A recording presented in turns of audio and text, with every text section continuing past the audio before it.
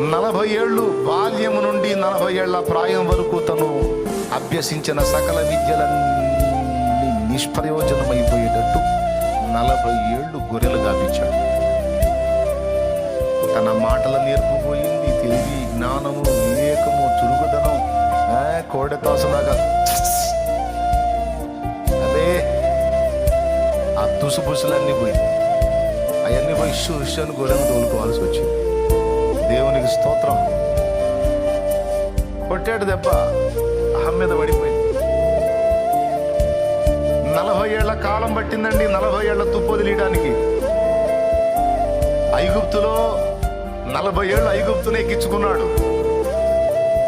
ఆ ఐగుప్తుని అతనిలో నుండి దొళ్ళగొట్టడానికి మిద్యాను తీసుకెళ్లి 40 ఏళ్ళు మళ్ళా అతన్ని గొర్రెలు కాసేదానికి పెట్టి ఆ 40 ఏళ్ళకి ఎక్కిన పైచాన్ని 40 ఏళ్ల కాలానికి